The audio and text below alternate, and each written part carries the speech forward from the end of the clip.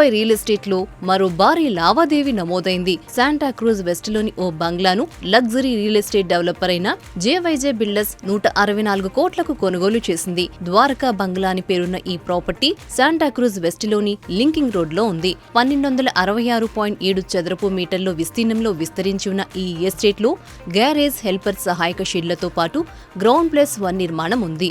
Registration గత నెల 17న జరగ్గా company 9.8 కోట్ల స్టాంప్ డ్యూటీ చెల్లించింది.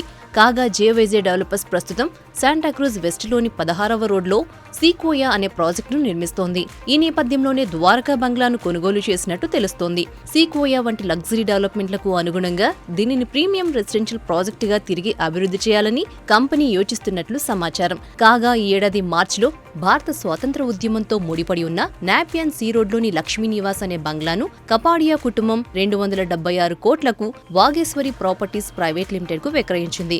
ఆ తర్వాత జరిగిన అతిపెద్ద లావాదేవీలో ద్వారకా బంగ్లా ఒకటి.